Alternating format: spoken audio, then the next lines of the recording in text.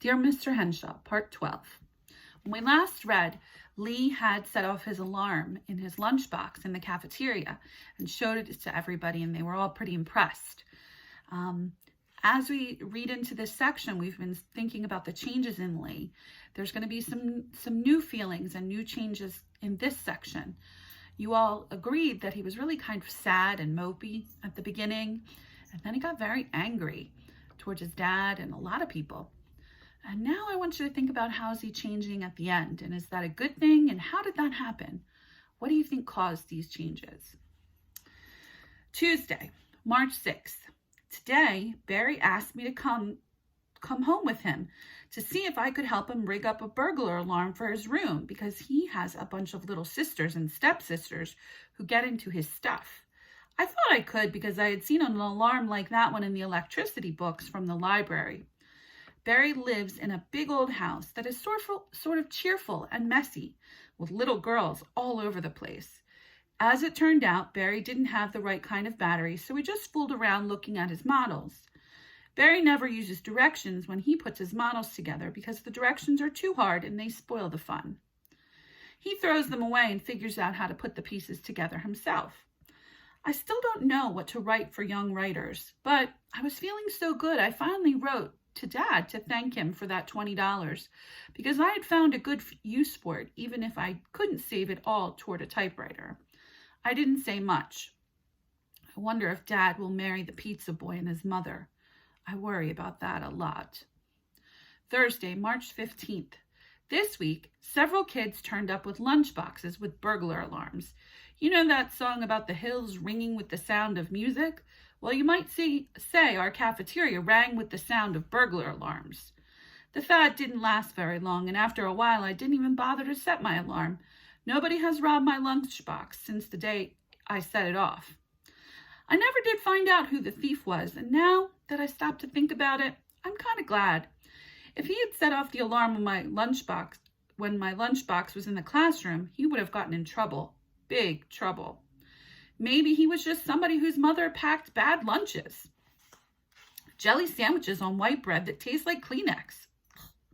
Or maybe he had to pack his own lunches. Or maybe there was never anything good in the house to put in them. I've seen people look into their lunches, take out the cookies, and throw the rest in the garbage. Mr. Fridley always looks worried when they do this. I'm not saying robbing lunch boxes is right. What I'm saying is I'm glad I don't know who the thief was, because I have to go to school with them. Friday, March 16th. Tonight, I was staring at a piece of paper, trying to think of something to write for the young writers, when the phone rang. Mom told me to answer because she was washing her hair.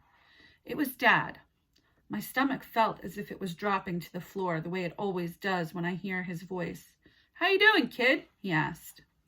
"Fine," I said, thinking of the success of my burglar alarm. "Great." "I got your letter," he said. "That's good," I said. His call took me so by surprise that I could feel my heart pounding, and I couldn't think of anything to say until I asked, "Have you found another dog to take Bandit's place?" I think what I really meant was, "Have you found another boy to take my place?"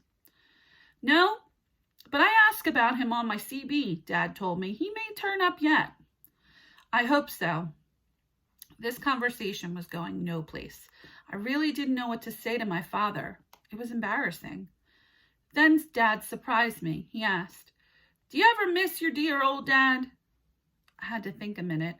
I missed him all the time, but I couldn't seem to get the words out. My silence must have bothered him because he asked, "Are you still there?" "Sure, Dad, I miss you," I told him. It was true, but not as true as it had been a couple of months ago.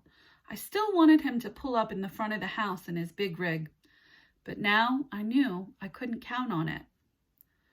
"Sorry I don't get over your way more often," he said. "I hear the sugar refinery in Spreckles is closing down." "I read about it in the paper," I said. "Is your mother handy?" "I'll see." I said that even though when she was standing by the phone with her hair wrapped in a towel, she shook her head. She didn't want to talk to Dad. "She's washing her hair." "Tell her I'll manage to send the support check sometime next week," he said. "So long, kid. Keep your nose clean." "So long, Dad," I answered. "Drive carefully." I guess he'll never learn that my name is Lee and that my nose is clean. Maybe he thinks I'll never learn that he drives carefully. He doesn't really. He's a good driver, but he speeds to make time whenever he can to avoid the highway patrol. All truckers do. After that, I couldn't get back to thinking about young writers, so I picked up Ways to Amuse a Dog and read it for the 1,000th time. I read harder books now, but I still feel good when I read that book. I wonder where Mr. Henshaw is. Saturday, March 17th. Today is Saturday, so this morning I walked to the butterfly trees again. The grove was quiet and peaceful, and because the sun was shining, I stood there a long time, looking at the orange butterflies floating through the gray and green leaves, and listening to the sound of the ocean on the rocks.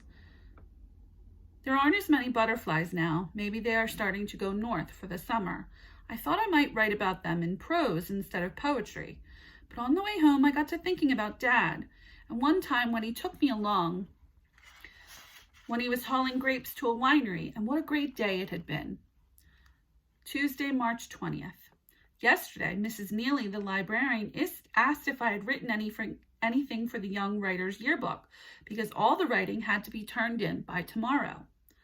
When I told her I hadn't, she said, I still had 24 hours, and why didn't I get busy?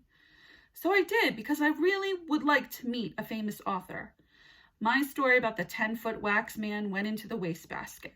Next, I tried to start a story called The Great Lunchbox Mystery, but I couldn't seem to turn my lunchbox experience into a story because I don't know who the thief or thieves was or were, and I don't want to know. Finally, I dashed off a description of the time I rode with my father when he was trucking a load of grapes down Highway 152 through Pacheco Pass to a winery. I put in things like the signs that said steep grade, trucks use low gear, and how Dad downshifted and how skillful he was at handling a long, heavy load on the curves. I put in about the hawks on the telephone wires and about that high peak where Black Bart's lookout used to watch for travelers coming through the pass so he could signal to Black Bart to rob them, and how the leaves on the tree along the stream at the bottom of the pass were turning yellow, and how good tons of grapes smelled in the sun. I left out the part about the waitresses and the video games. Then I copied the whole thing over in case neatness counts, and I gave it to Mrs. Neely. Saturday, March 24th. Mom said I had to invite Barry over to our house for supper because I've been going to his house after school for so often. We had been working on a burglar alarm for his room, which we finally got to work with some help from a library book.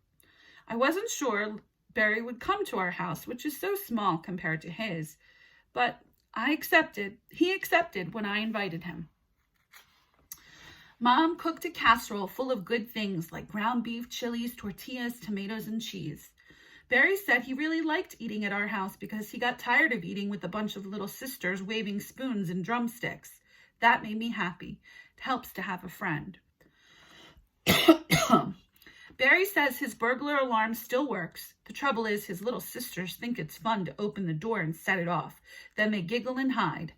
This was driving his mother crazy, so he finally had to disconnect it. We all laughed about this. Barry and I felt good about making something that worked, even if he can't use it.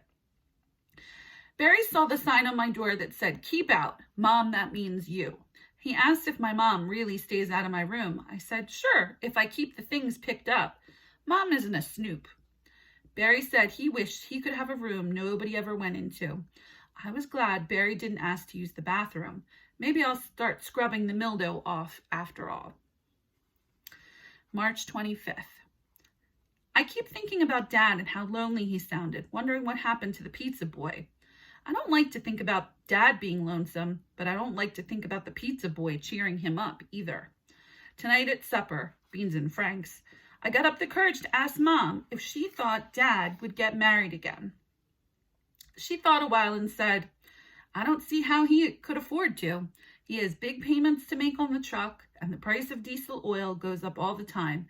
And when people can't afford to build houses or buy cars, he won't be hauling lumber or cars. I thought this over. I know that a license for a truck costs him like over $1,000 a year. But he always sends my support payments, I said, even if he's late sometimes. Yes, he does do that, agreed my mother. Your father isn't a bad man by any means.